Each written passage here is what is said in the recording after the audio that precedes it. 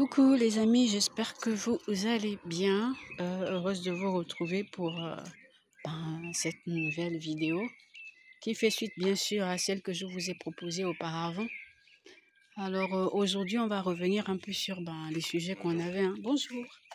Sur les sujets qu'on avait. Et ces sujets faisaient tout simplement état de ce qui se passe dans le pays en fait. Donc je vous disais qu'il y avait un feu qui était là et qu'il fallait trouver le moyen de le régler.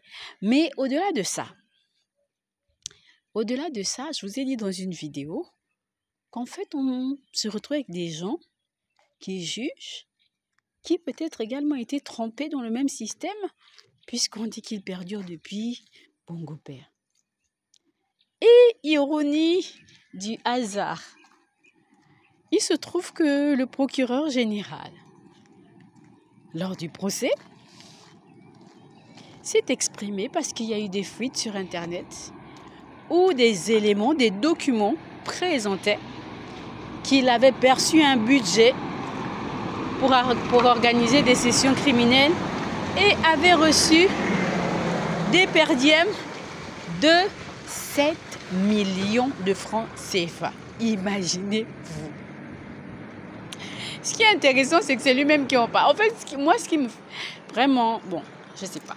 S'il a ses parents ici qui passent par là, je tiens à préciser que je n'ai absolument aucun problème avec lui. Je ne le connais même pas. Et que pour moi, son cas, c'est juste un cas sur 10 000, sur je ne sais pas combien.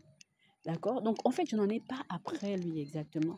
Mais je le prends comme exemple pour en fait, présenter l'incongruité de la chose. Oui. Le fait que lui-même, il dit qu'il a reçu 7 millions comme perdième. Ce sont ses perdièmes. Vous trouvez qu'un procureur général trouve normal d'avoir reçu 7 millions comme perdième? Enfin, perdième 500 000, c'est-à-dire qu'un bonus 500 000, déjà même 500 000. Je sais pas. Ok, c'est quand même un procureur de la République. Ok. Mais on parle de 7 millions alors que dehors, il y a des gens qui ne savent même pas comment trouver 2 000 pour se nourrir, pour manger. Quelqu'un a des perdièmes de 7 millions et il dit que c'est normal, c'était pour un travail.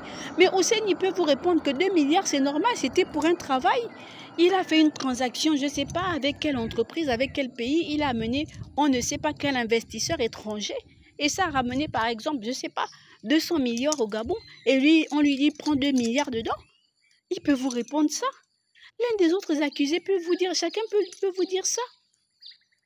Donc, on ne peut pas dire que lui, ce qu'il dit, c'est normal et que les autres doivent être jugés pour ça. Non.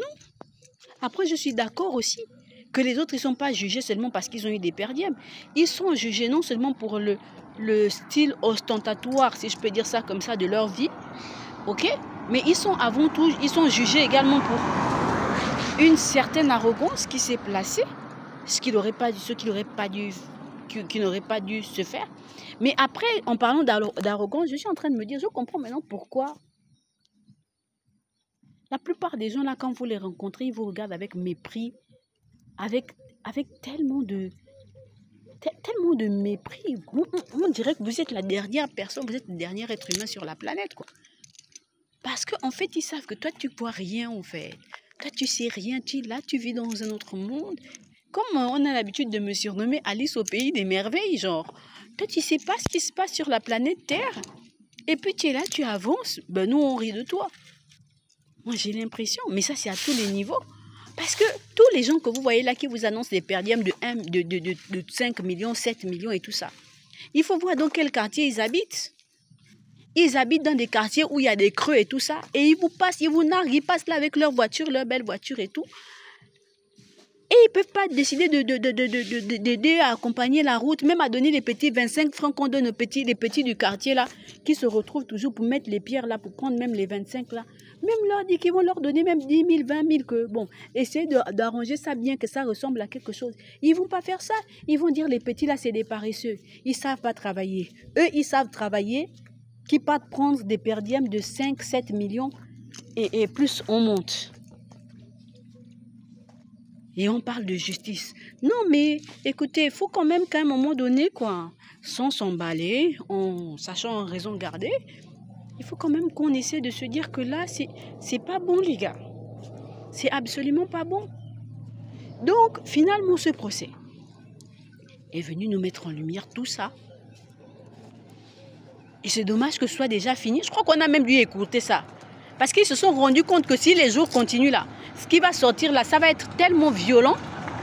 Donc, on nous a écouté ça parce que franchement, c'est quelque chose. Je reviens avec une autre vidéo parce qu'il faut qu'on parle du cas Yann Koubdje et qui d'autre qui disait qu'il voulait appeler à la barre. Il faut qu'on en parle. Parce que ça aussi, c'est intéressant. Je vous dis à tout de suite pour une nouvelle vidéo.